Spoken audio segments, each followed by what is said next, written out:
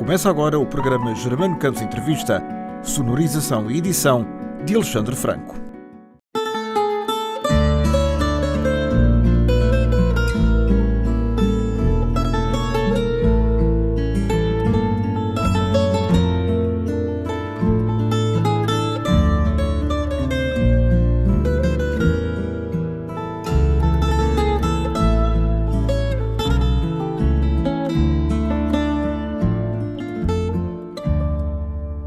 Que este prodígio minhas mãos florescem, rosas, rosas, rosas em meus dedos crescem. Um anjo beijou minhas mãos e nelas, oh graça, brotaram rosas como estrelas. E vou pela rua gritando o encanto de contente eterno sorriso com pranto. E sobre o milagre deste encantamento se aromam de rosas as asas do vento. E murmura ao ver-me a gente que passa: olhem que está louco, mandai-o para casa. Diz que em suas mãos lhe nasceram rosas e as vai agitando como mariposas. E as vai agitando como mariposas.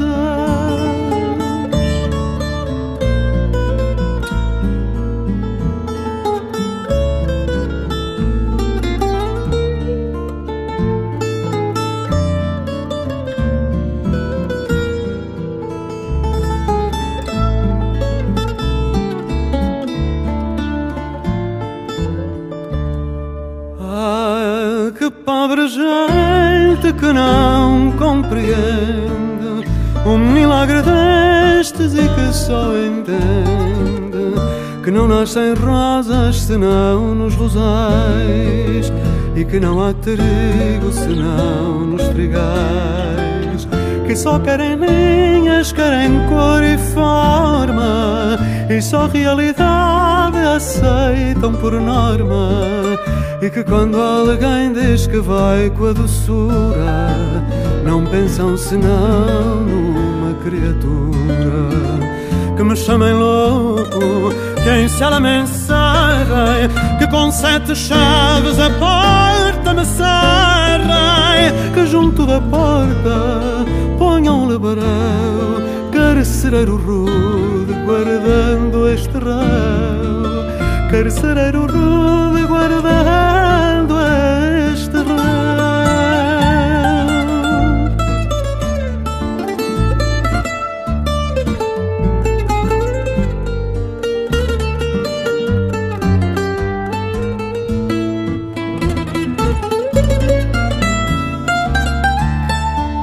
Cantarei à mesma, minhas mãos florescem, ai as rosas em meus dedos crescem. E a minha sala terá a fragrância de um imenso ramo de rosas de esperança. De um imenso ramo de rosas de esperança.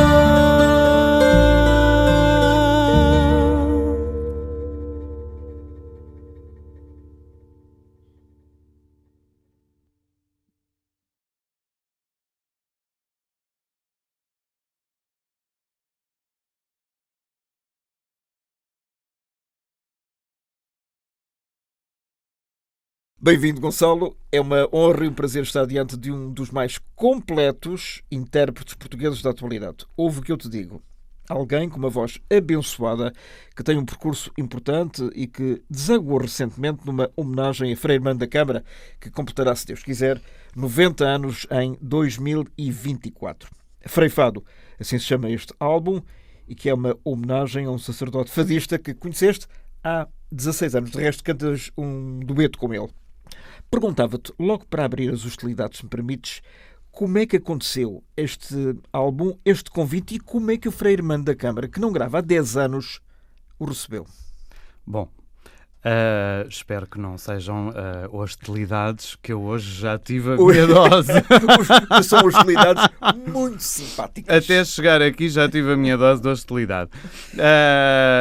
Meu querido Germano, obrigadíssimo pelas palavras todas que me dedicou, em primeiro lugar.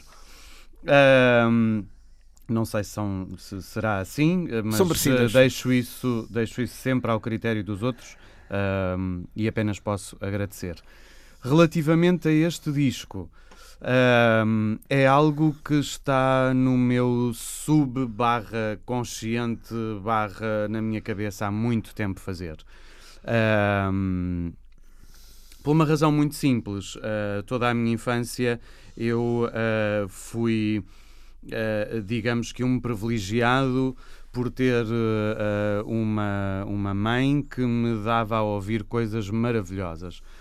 E as preferências dela, obviamente, iriam sempre cair além de outros géneros musicais e de outros intérpretes, não seria só estes dois, a Amália e no Frei Hermano. A minha avó dizia sempre que o Frei Hermano era a voz do céu. Até toda a minha vida eu cresci, eu sei o Nazareno todo de cor, que eu toda a vida ouvia o LP e aquela coisa, de resto, e cantava. Quiseste ensiná-lo, infelizmente não o conseguiste. Não foi querer ensiná-lo. Essa história é um bocadinho ao contrário. Ou seja, o Frei demonstra curiosidade em conhecer-me depois de me ter visto fazer o Jesus Christ Superstar. Pronto. O Jesus Cristo Superstar, aqui em Portugal, a primeira vez que foi feito, e foi quando eu tive a oportunidade de conhecer o Frei Hermano, que me disse na altura, entre muitas outras coisas, tivemos conversas maravilhosas. É uma pessoa muito bem disposta, cultíssima, educadíssima, uma pessoa fantástica, e que me disse que o Nazareno era como que a resposta portuguesa ao Jesus Christ Superstar. Portanto, temos o Jesus Christ Superstar logo no início dos anos 70, creio que 72 ou 73, eu não sou bom com datas, mas sei que sai o LP. Até anterior, até penso que é finais de 1969. Será? É capaz. Até porque o filme é de 73. O filme eu sei que é de 73. O filme tem 72 ou 73? 73, tem 50 anos, o filme do Norman Jewison. Então não sei exatamente de quando é que é a estreia. Eu com datas sou péssimo, pronto, admito. Mas sei que é o início dos anos 70. E depois, em 77, creio eu, ou 78, aparece o Nazareno, o LP gravado com o Frei Hermano e a Amália. LP duplo. Sim, exatamente. E a Amália e não só. O Jorge Fernando, creio que também tinha quer dizer, com tanta gente absolutamente extraordinária. Depois há um concerto nos anos 80 incrível, que eu sei que fui com as minhas tias quando era pequenino ver, não tenho memória porque eu era realmente muito pequeno. Mas está gravado.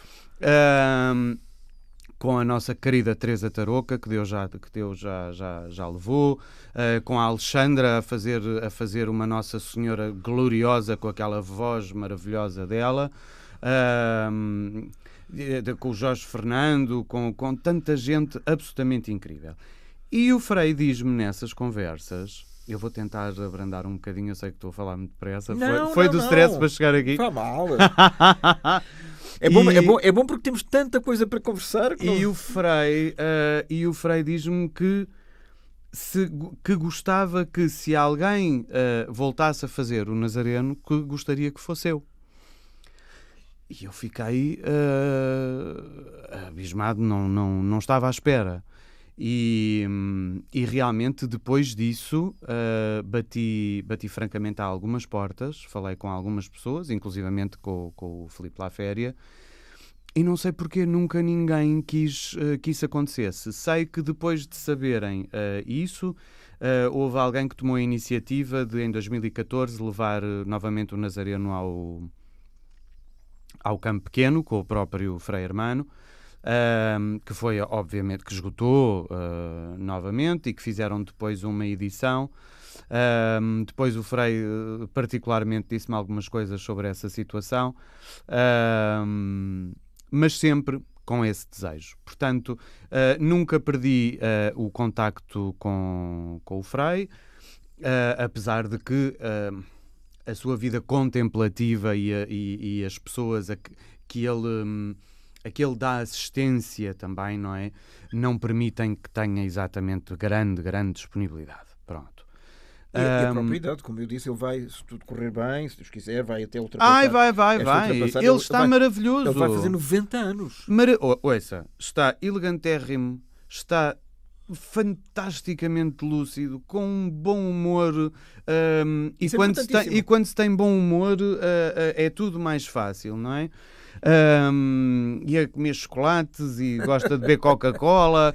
É uma coisa extraordinária. É uma pessoa. Bem, eu só me lembro a primeira vez que o vi ao Germano. Isto tem tanta graça.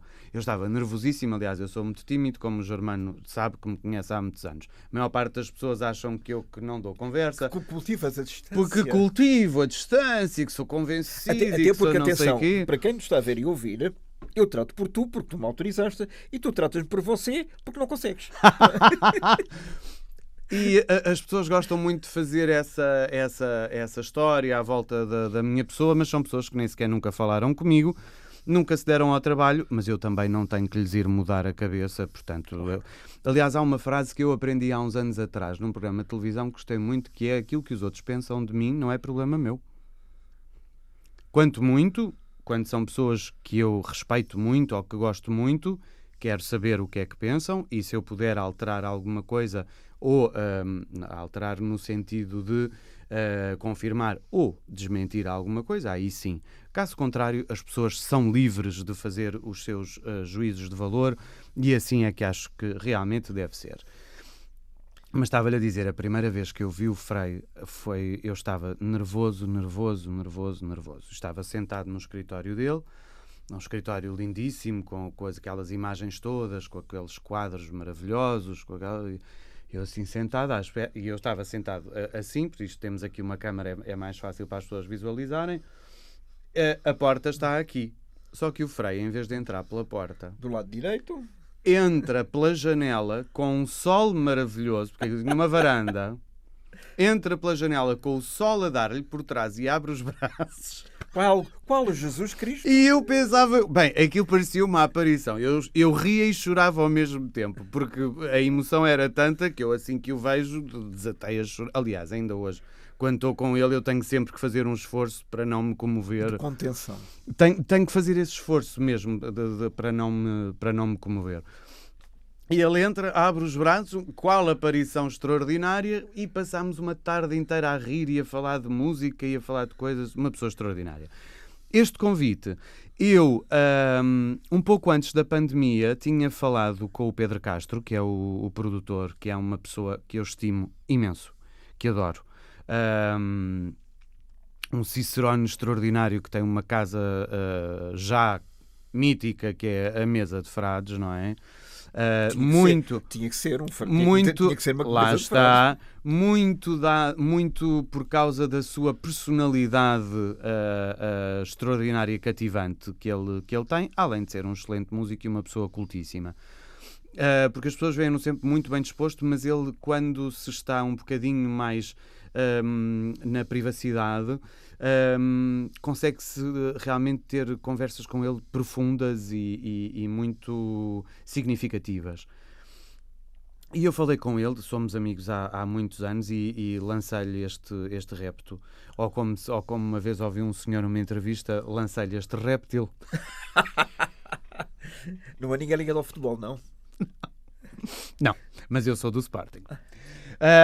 Não, mas o Dito Custa... Não. O Dito Custa também foi do Sporting. Lancei o réptil. Bem, eu ouvi isto uma vez numa rádio, foi uma coisa extraordinária. Bom, passando à frente. Uma vez num jantar, estávamos a falar e ele: fazemos assim. Entretanto, temos a Covid. E quando chega a Covid, a coisa complica-se e começa tudo a demorar muito mais tempo, obviamente. E o disco foi todo gravado ao longo dos 2 anos. Portanto, estamos a falar em 2020 e 2021. Exatamente. E o disco sai em 2022. Ou seja, começou a ser gravado já no final de 2020 entre os períodos de quarentena, ou das pessoas do estúdio, ou dos músicos, foi horrível. E eu, na altura, Germano, para explicar o porquê deste disco, não só da minha admiração pelo Frei e gratidão, eu comecei, há uns anos atrás, a notar algo que me começou a incomodar profundamente. Pessoalmente? A mim. Ou seja, eu comecei a perceber, primeiro que tudo, eu tenho grande consciência do meu público e de quem é o meu público. O meu público não é o público que vai para a Zambujeira do Mar, não é o público do Superbox, Super Rock. O meu público é um público muito específico, vasto, mas específico.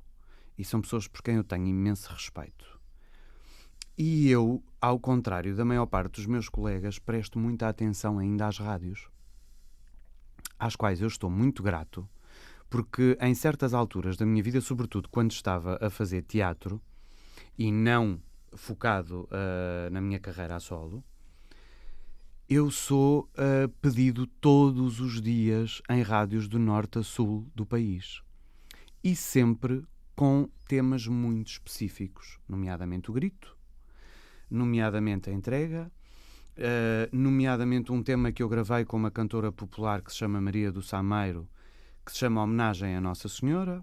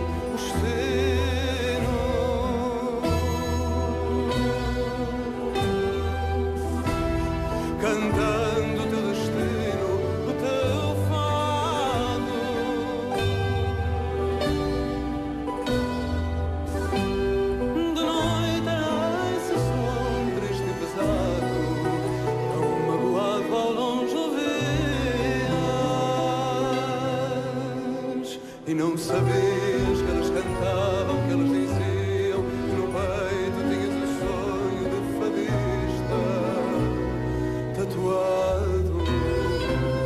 Por ti tangem os sinos, Fernando.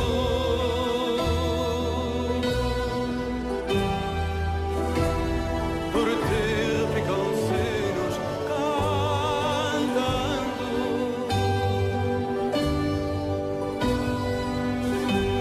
Por ti tocam os sinos rezando, por ti dobram os sinos chorando. Na igreja de Santo Estevão, os sinos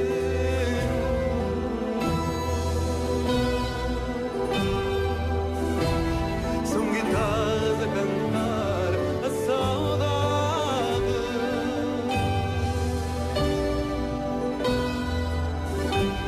São cantos, são prantos, são hinos, tristes sinos que tangem avelãs e trincados na alma, no coração já cansado da cidade. Por ti tangem os sinos, Fernando.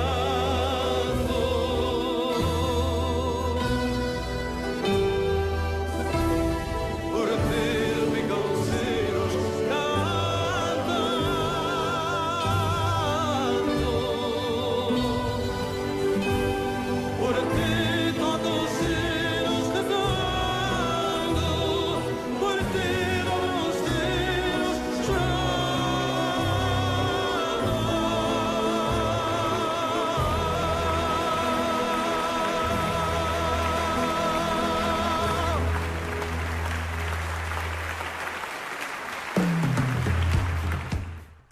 eu começo a perceber que estas pessoas, de mim, não querem exatamente esta viragem que o fado fez ao pop há uns tempos atrás. Porque o fado fez nitidamente uma viragem ao pop. Por um lado ao pop, por outro lado temos os fadistas brasileiros.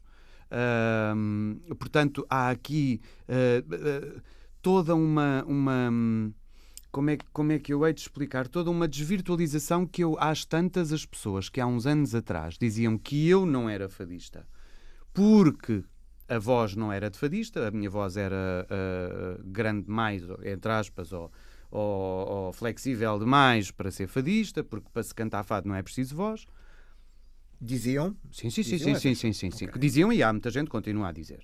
Aliás, se não fosse preciso voz para cantar o fado, eu adorava ver a carreira da Amália. E quão enganadas elas estão. Não, eu gostava de saber como é que a Amália, se não tivesse voz, por mais sentimento e por mais linda que fosse, eu adorava saber como é que ela teria representado Portugal no mundo inteiro, não é? Pronto, portanto, tudo isto é a loucura. Mas essas pessoas nessa altura diziam que eu não era fadista. Porque fazia genéricos de novelas, como eu fiz para a RTP, da Lusitana Paixão, porque fazia musicais, porque cantava em várias línguas. Portanto, houve aí uma situação estranha. E, de repente, todos esses tradicionalistas, entre aspas, deixam de se assumir enquanto fadistas, coisa que eu nunca deixei de fazer, e começam-se a assumir enquanto cantores. Ou porque cantam músicas de influência árabe, ou brasileira, ou africana, pop, ou africana, e afinal o fado está aonde? O fado é o fado. Há também uma corrente por aí que diz que o fado veio do Brasil. Eu qualquer dia acho que foram os brasileiros que descobriram Portugal, com todo o respeito, mas acho que qualquer dia vão dizer isso. Porque nós continuamos a deixar que tudo aquilo que é nosso e que foi feito por nós seja desvirtualizado por várias pessoas que têm acesso aos mídia no mainstream. Mas há cada vez mais teorias nesse sentido? Eu tenho ouvido bastantes. O fado, para mim, é tão simples quanto isto. Nós tivemos acesso, com as nossas viagens pelo mundo, a todo o tipo de instrumentos musicais. Depois tivemos a influência da Idade Média, das canções de amigo, Escárnio e Maldizer, toda... A própria Amália cantou várias canções de amigo. Toda essa secção trovadoresca do nosso cancioneiro, temos o folclore e, entretanto, nasce uma canção urbana. Como o tango. Ninguém vai dizer que o tango nasceu no Brasil. Ai de quem dissesse uma coisa dessas. Os argentinos não o permitiram. Pronto. Portanto, eu começo a ficar um bocadinho cansado. E eu realmente nunca disse que não era fadista. Eu sempre disse, eu sou fadista, canto outras coisas. Mas a minha alma é de fadista. Aliás, qualquer uma das pessoas que me tenha ouvido, quer nos musicais, quer noutros projetos que eu tive, como por exemplo o Ópera Fado, que eu fiz com uma das maiores cantoras do mundo, eu mesmo a cantar... Soprano Helena Moshuk. Toda a gente sabe e ouve na voz o fado, porque o fado é algo que ou está ou não está. Ou se tem ou não se nota. Pronto. E toda esta confusão começou-me a fazer... comichão. Não é bem comichão, começou-me a provocar alguma... Como é que eu hei de pôr isto? Germana, ajude-me. É mesmo confusão. É mesmo confusão.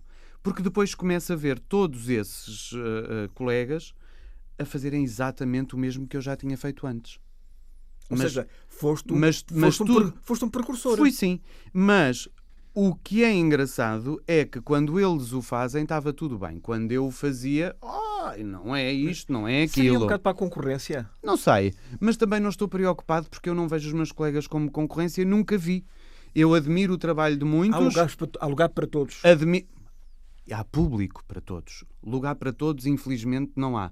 Porque há muita gente, Germano, com muito talento que não tem lugar por causa de um conjunto de pessoas que não permite que isso aconteça. Que tem poder de decisão? Sim, não permite que isso aconteça. E é realmente triste. Eu, ao dizer isto, parece que me sinto ou chateado, ou que estou... Não é nada, é uma constatação daquilo que se passa. Mas, repito, há muita gente com muito valor a quem não dão oportunidade. Aliás, vou-lhe dar um exemplo. Eu conheço uma menina desde os 13 anos de idade que a foram buscar, já nem me lembro aonde, às 2 ou 3 da manhã, com 13 anos, para ir cantar para a Dona Fernanda Maria, que canta o fado como ninguém, que tem uma voz privilegiadíssima, que se chama Sara Correia. E só há 2 anos é que deram por ela. Então, e os outros anos todos... Neste meio tempo. E, entretanto, os outros anos todos... estava tudo surdo? Não estava. Pronto. Portanto, estas coisas são todas muito, muito sinuosas e muito estranhas. Além de tudo isto que eu tenho vindo a notar, depois não é só isso. Depois, olha, eu comecei a escrever os meus próprios temas, depois há pessoas que... porque escreve lá as coisas dele e não sei o quê. Não, eu a primeira vez que comecei a escrever poemas para mim foi porque eu não arranjava quem me os escrevesse. Não me escreviam temas. Então, se não me escrevem temas, vou fazê-los eu. Também não tem problema nenhum. E pediste? Pedi. E disseram que não. Não, às vezes nem sequer foi uma questão de não. Lembro-me de um grande cantor português, não vou dizer o nome, por quem eu tinha uma imensa admiração, a quem eu pedi um tema para um disco de originais e que me faz chegar um CD com coisas que já tinha gravado há 550 anos. E eu penso assim, olha que fantástico. Mas depois, quando dão entrevistas, são todos a santinha da ladeira, que é uma coisa que eu acho extraordinária. Bom, passando à frente e indo exatamente onde eu quero, Germano. Aos finalmente, como dizem os brasileiros. Exato. Não, isso vamos deixá-los lá com a cultura deles. Estamos a falar da nossa, que é muito importante e já chega, porque eu adorava ver tantos cantores brasileiros que os há fabulosos a fazerem homenagens aos cantores portugueses, sem ser a Amália, para fazer aqui uns espetáculos. Gostava de ver, que nunca vi. No entanto, vejo em Portugal toda a gente a prestar vassalagem a tudo o que é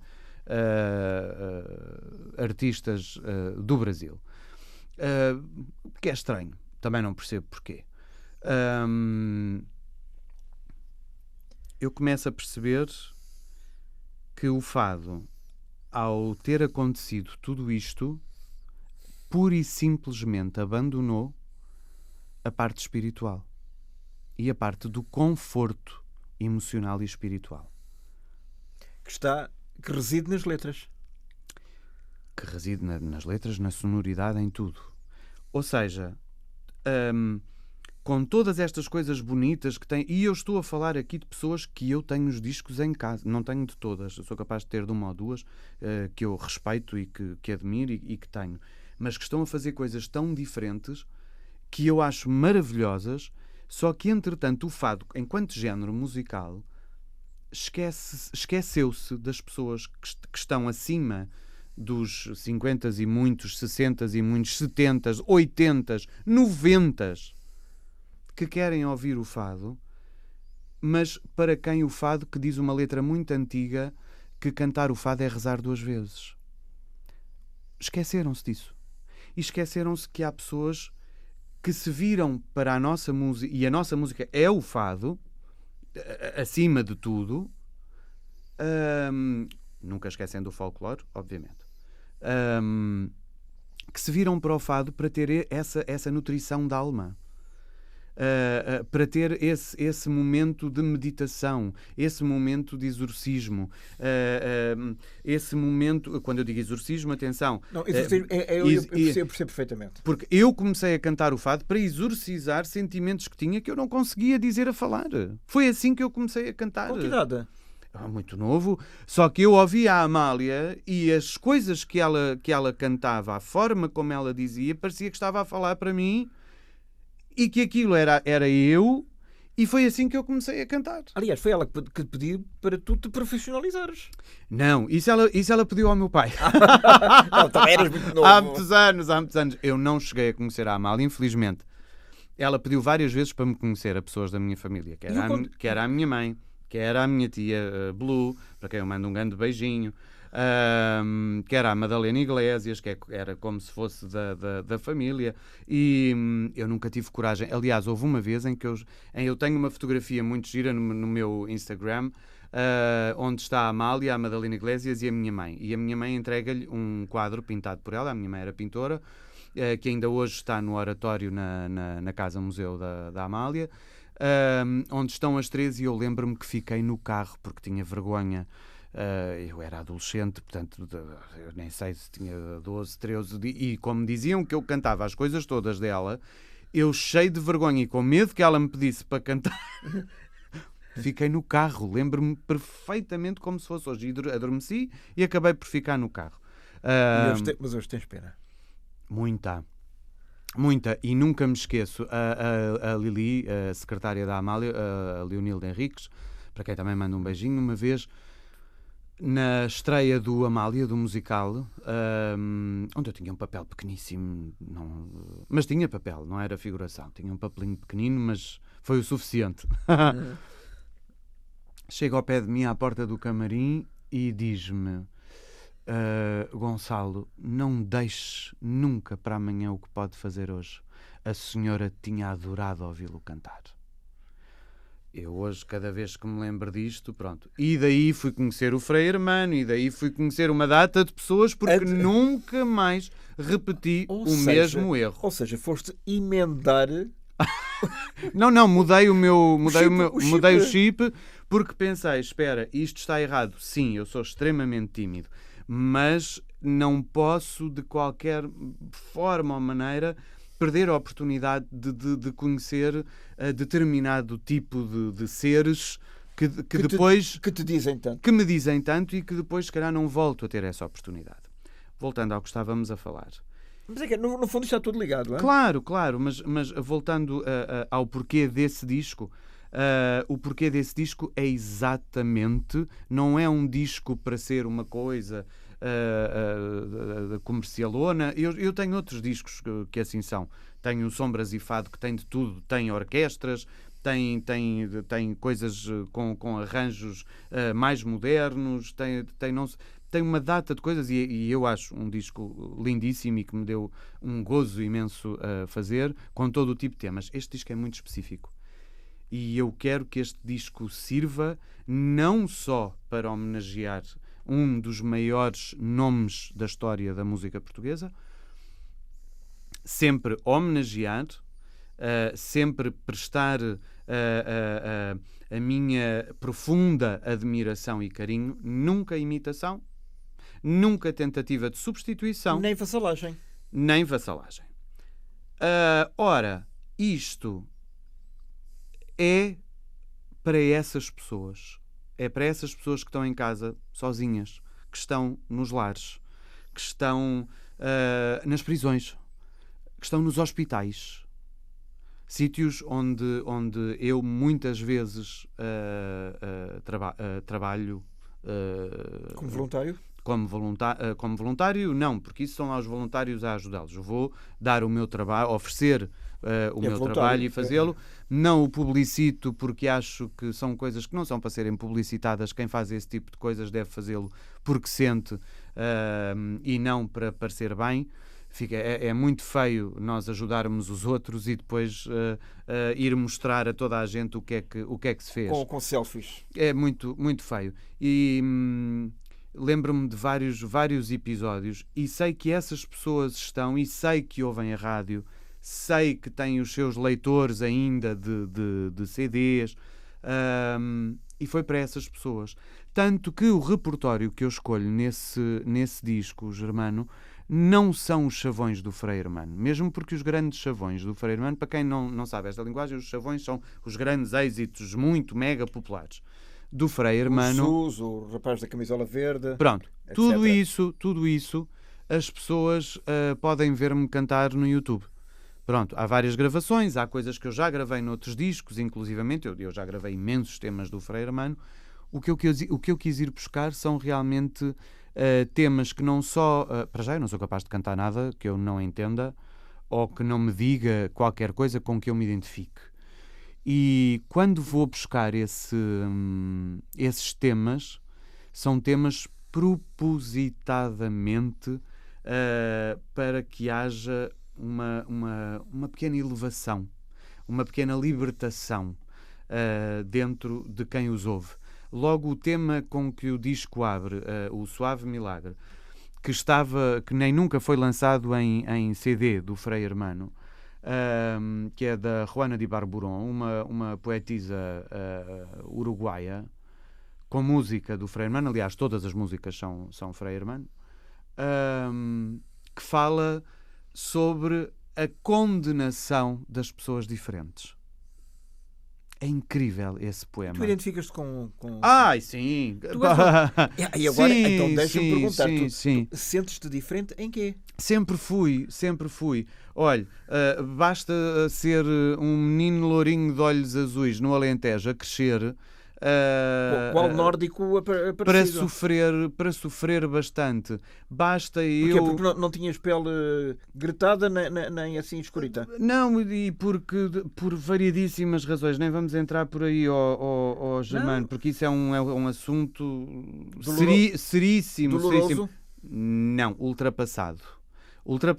E que no dia em que eu achar que é a altura certa, farei questão de partilhar. E também porquê, Germano? Porque há pessoas que vão para programas de televisão ou de rádio inventar histórias de coisas que nunca lhes aconteceram.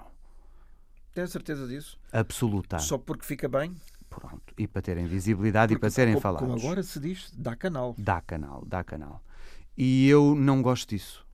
Eu, no dia em que tiver que falar de tudo aquilo que passei, desde a minha infância, tenríssima infância, no Alentejo, até àquilo que passei dentro dos teatros em Portugal, quando eu tiver que o contar, eu vou contá-lo, mas quando fizer sentido e quando eu achar que pode ajudar alguém. Até lá é um problema meu, que está resolvido comigo. Embora seja uma situação que levanta muitas questões, quer dizer, Germano, o que é que lhe terá acontecido? Sabe uma coisa, Germano? As pessoas, quando eu comecei a cantar, e um dos primeiros temas que eu pedi para cantar era o grito, e as pessoas na altura diziam assim: isso é tão feio. A Amália ainda não tinha morrido, faltava poucos meses, coitadinha. Isso é tão feio, não cantes isso. Isso é uma coisa horrorosa. Tu és tão novo, tu não podes cantar uma coisa dessas. As pessoas não sabem o que é que as pessoas já passaram. Só porque, entretanto, não têm 50 anos, ou 40, ou 60, ou 30, ou 20. As pessoas não sabem. E depois eu começo a olhar para trás e temos uma Fernanda Maria que começou a cantar com 13 anos, como a maior parte das grandes fadistas da altura dela. Temos uma Maria Callas que fez uma Tosca com 14 anos. A Hermínia começou cedíssimo. A Hermínia era uma cantadeira. Eu dei 2. E a Fernanda, a tia Fernanda também gosta de ser tratada como cantadeira. Mas, Germano, eu dei só estes exemplos porque a idade física nem sempre corresponde à idade mental e espiritual. Nem ao percurso das pessoas. Nem à experiência de vida. Exatamente. Pronto. E, portanto, quando eu ouvi esse tema, e esse tema trata de alguém que vai pela rua e que olha para as mãos e começa a ver nas mãos a nascerem-lhe rosas e começa a ver a vida de outra forma e que vê e é condenado por toda a gente só por causa disso. E eu identifico-me muito com isso. Muito porque, Germano, sabe o que é um miúdo de 12 ou 13 anos? Eu comecei a ir à ópera com 4 anos e meio, foi a primeira vez. A primeira vez que entrei numa casa de fados tinha 2 anos e meio. No Senhor vinha a ouvir a minha querida tia Maria da Fé. Nunca trabalhei lá, ao contrário do que aparece por aí. Nunca trabalhei, ela nunca me deu... Nunca foi minha patroa. Sempre a tratei por ti e sempre fui cliente da casa com muita honra, porque é um espaço que eu amo. Fantástico. As filhas dela são família para mim, portanto passávamos noites juntos e aquelas coisas todas em miúdos e tudo fantástico. E eu começo muito novo com isto. Como é que eu, junto dos meus colegas adolescentes, vou explicar que ouço a Maria da Fé cantar o Até que a Voz Me Doa e Choro, que adoro ouvir a Calas, que a Amália faz parte do meu cotidiano. Os meus amigos na faculdade, por exemplo, gozavam comigo porque diziam que eu só ouvia velhas e mortas. Eu acho isto ótimo. Mas, por exemplo, eu lembro-me que a minha mãe me dizia que eu com muito pouca idade, e quando eu digo pouca idade, estamos a falar dos 3, 4 anos, o que eu lhe pedia sempre para ouvir era Don't Cry For Me Argentina, e depois ainda acabei por cantar algumas coisas do Evita. Ainda cantei o Night of a Thousand Stars, o Filipe ainda me proporcionou isso. Eu não sabia quando comecei o musical que aquilo era de lá, não tinha raciocinado, estava a cantar em português, e não tinha raciocinado, só depois é que me lembrei. Era a Dolly Parton. Eu era e sou fascinado pela Dolly Parton. Ainda hoje não posso ouvir a mulher de uma das rainhas da country music americana. Não, será só country music? Não é. Quando ela fez os duetos com o Kenny Rogers, por exemplo, ela já era uma rainha, ele era um rei, coitado, entretanto já faleceu. Mas ela é muito mais do que isso. Muito mais do que isso. Estou todo arrepiado. A Dolly Parton, eu aqui há muitos anos atrás, lembro-me do I Will Always Love You, da Whitney Houston. Entre aspas, da Whitney Houston. Ai. E eu dizia assim, pois eu prefiro o original. Qual original? Não, porque esta não é uma criação da Whitney Houston? Não é. Não, é da Dolly Parton. E aliás, o Elvis Presley tentou comprar-lhe essa música, porque o Elvis não cantava nada que não fosse posse, propriedade dele. E ela não vendeu, e ainda bem. Ela conta aqui há uns tempos, numa entrevista muito gira, que quando ouviu, não foi informada, lá está as coisas, e houve de repente a Whitney Houston no carro. Ela ia a conduzir e houve a Whitney Houston a cantar o I Will Always Love You, teve que encostar o carro, porque não queria acreditar no que estava a ouvir. O meu pai, por exemplo, não sabia. Nestas férias estávamos no carro e eu de repente pus qualquer coisa no carro a tocar, era o Bluetooth, uma lista de reprodução, uma playlist, e de repente aparece If I Should Stay, mas cantado com aquela meiguice, I would only be in. Aquilo para mim, lá está a tal coisa. Depois qualquer dia alguém vai dizer o mesmo. Eu aqui há uns anos num programa fiz uma comparação entre a Calas e a Amália e depois foi usada por toda a gente. É muito engraçado. São todos uns grandes pensadores. Mas isso para mim aquilo e grandes composições da Dolly Parton e da country music são quase que uma correspondência ao nosso fado. Aquele lamento, aquela dor. Como existem em muitas outras partes... Vem da escravatura. E como existem em muitas outras partes do mundo. Quando eu estive na Roménia, tantas canções, eu cantei canções deles que são fados autênticos. Os romenos são muito parecidos connosco. Muito. Aliás, como sabes, não estou a dar novidade nenhuma, há palavras rigorosamente iguais às nossas. Isto vem da exportação secular dos ciganos. Mas os romenos não são ciganos. Não, mas vieram também por essa via. Há muitos que vêm realmente da Roménia, mas aliás, a origem do povo cigano, nós acho que ainda hoje ninguém tem exatamente. Há uns que dizem que é do Egito, há outros que dizem que é muito complexa. Mas eu lembro-me de estar na Roménia e de ter cantado uma coisa popular linda que se chama Csobanash Kutresu Tedeoi. Uma coisa linda. E cantei pronto, para fazer, já que estou num povo estrangeiro, dar-lhes um pouco de também um miminho. Não é bem um miminho, é dizer eu admiro a vossa cultura. Pronto, eu ia estar a cantar coisas da Tanase ou não sei o que, para mim já seria um bocadinho mais complicado. Mas fiz E depois eu, quando chego a Portugal, fiz-lhe uma letra. Nossa Senhora, rogai por nós. Para quer dizer, a ti cantando o fado. Pronto. Isto é a forma como um sentimento universal e a linguagem... Só há uma linguagem universal, que é a música e a matemática. Pronto, vá. Mas que estão interligadas. Tanto que os grandes músicos normalmente são grandes matemáticos. Mas a música é realmente uma linguagem universal. E quando nós temos este privilégio de poder conhecer... Eu ainda me lembro, antes do concerto de eu ir cantar isto, quem me ensinou a pronunciação correta do romeno nem foi a minha colega, porque para a minha colega já estava tudo ótimo. Como a voz estava boa, para ela estava tudo bom.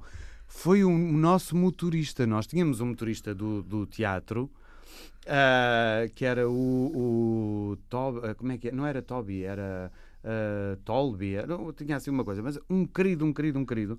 E eu ia no carro com ela a trautear e ele a dizer-me como é que se fazia a pronunciação do coisas que nós temos no português, até estes sons fechados e tudo.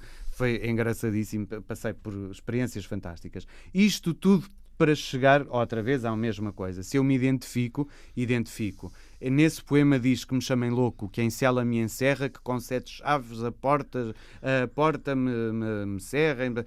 Tem assim umas coisas, porque eu não vou deixar de ser quem sou. I am what I am? Como diz o musical? Não será tanto por aí, porque essa afirmação tem várias conotações com as quais eu não sei. Essa afirmação, Germano, eu acho que é uma imposição aos outros daquilo que nós somos. E não é isso que eu estou a dizer. O que eu estou a dizer é, eu nunca deixarei de ser quem sou. Podem fazer-me o que quiserem, e já fizeram tanta coisa, Germano. Tanta coisa. Armadilhas profissionais? Também. Profissionais, pessoais, tanta coisa que me fizeram, tanta maldade, mas eu continuo a ser eu. Mas eu não imponho, como diz essa música, eu não imponho aos outros, nem esfrego na cara dos outros o que é que sou, o que é que deixo de ser, quem é que eu sou. Isso a mim não me interessa. Isso interessa-me mostrar, como disse ao início da conversa, àqueles que eu amo e admiro. Então, mas de onde é que vem essa antipatia e essa forma de ver diferente que não te deixam aceitar como és? Germano, porque tudo o que é diferente, Jesus também foi maltratado. Apedrejado? O que é que ele apregoava? O amor. Que mal é que ele fez? Ele não fez mal nenhum a ninguém. E antes dele, São João Batista. E não é preciso irmos aos santos, vamos a outros tanto dizer. Olha, ainda falando de mártires, por exemplo, Santa Joana d'Arc liberta um país, vamos dizer aqui, e acaba na fogueira porque não dá jeito. Quantas mulheres não foram mortas porque eram inteligentes demais? A diferença no mundo de carneiragem, porque o ser humano ao fim e ao cabo acaba por entrar um bocadinho sempre nesse esquema, a diferença, e quem rompe um bocado com as coisas é sempre mal. O Mozart não foi logo aceite, e morreu na penúria. Na penúria, as coisas dele, ele teve que ir fazer coisas para o teatro de vaudeville, coisas que ainda hoje os bebés, que ninguém percebe como, uma questão de ADN, reconhecem a música dele. Mas na altura não era compreendida, tinha notas a mais, tinha não sei o quê. Isso é do filme do Amadeus? Não é do filme, é facto. Não, é facto. O imperador da Áustria disse too many notes. Perguntaram-lhe, não é? Too many notes. Não podia ter... as coisas tinham que estar... Nós ainda hoje, quando nós começamos é engraçado, quando nós abrimos a mente e começamos a estudar algumas coisas e nós pensamos, por exemplo, vamos à nossa Bíblia. Quem é que compôs e escolheu os textos todos que lá estão? Como é que aquelas traduções todas foram feitas, que umas dizem umas coisas, outras dizem outras? E depois há a história do Antigo Testamento e do Novo Testamento. O Antigo, o Novo Testamento, os livros que foram escolhidos, os livros que ficaram de fora, coisas que foram completamente adulteradas porque alguém naquela altura com poder achou que se tinha que alterar não sei o quê. Isto parece tudo teorias da conspiração. Mas eu não estou a ir pela via da teoria da conspiração, eu estou a ir por uma constatação de que é mesmo assim. Aliás, ainda eu lembro-me na secundária, tive aulas de técnicas de tradução de inglês. E uma das poucas coisas que aprendi nessa aula foi uma frase fantástica que diz, é um ditado italiano que diz traduttore traditore, ou seja, tradutor traidor.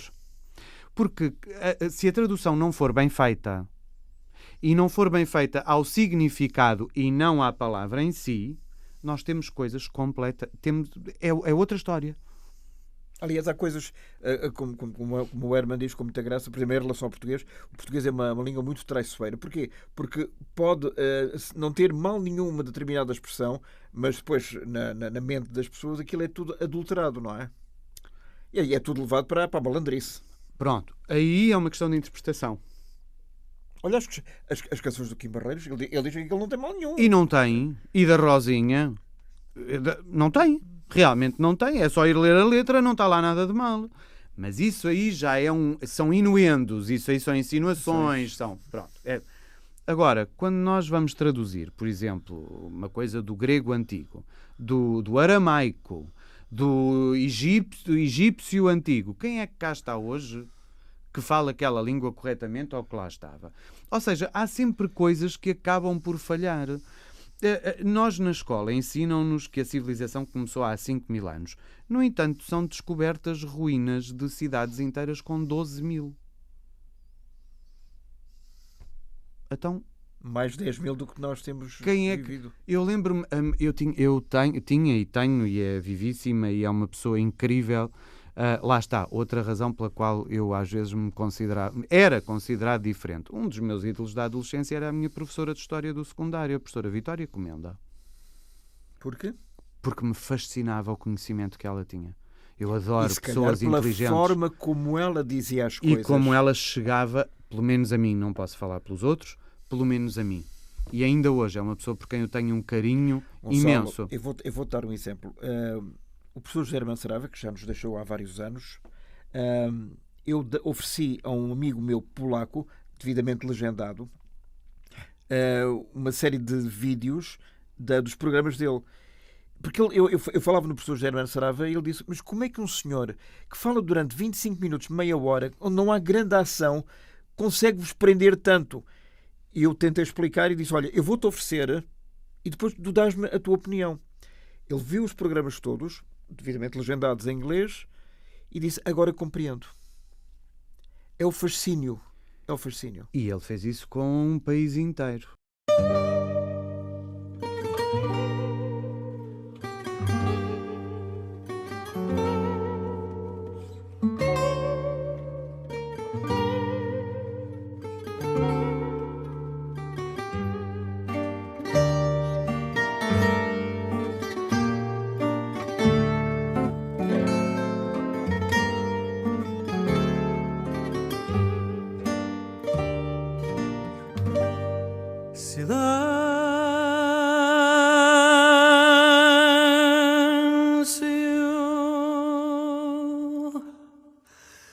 Do silêncio faço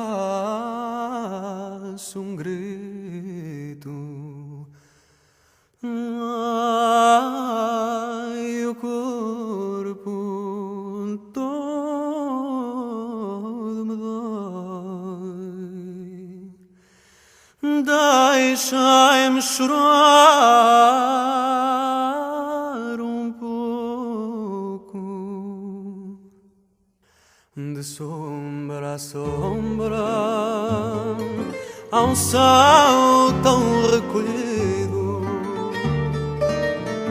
De sombra a sombra, já lhe perdi o sentido ao céu. Ai, que me faz falta a luz, aqui me falta uma estrela. Chora-se mais quando se vive atrás dela, e eu, a quem o céu esqueceu, sou eu que o mundo perdeu. Só choro agora que quem morre já não chora.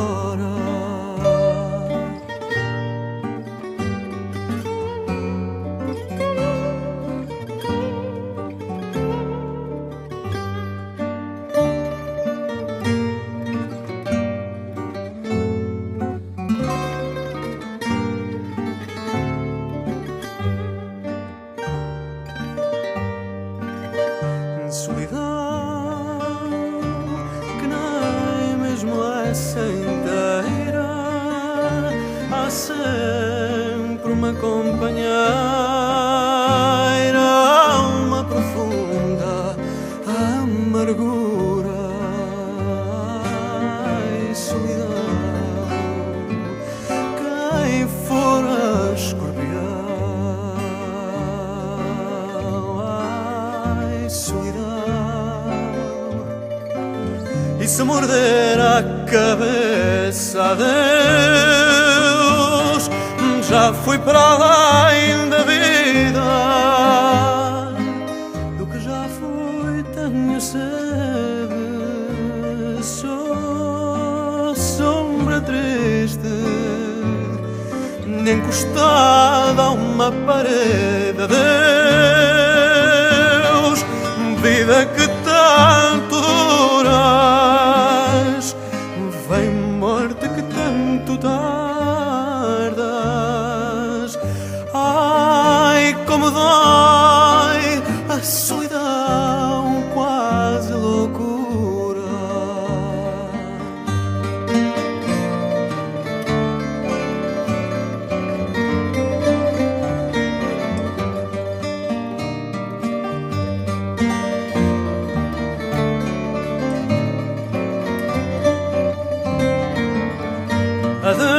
Adeus, vida que tanto duras, vai, morte que tanto tardas. Ai, como dói a solidão, quase loucura.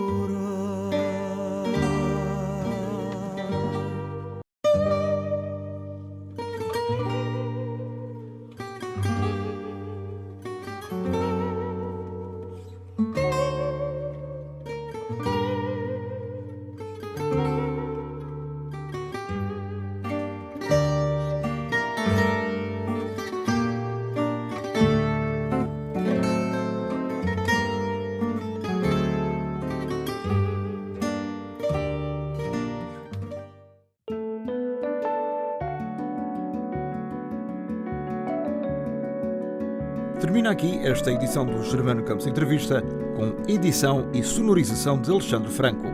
Até à próxima.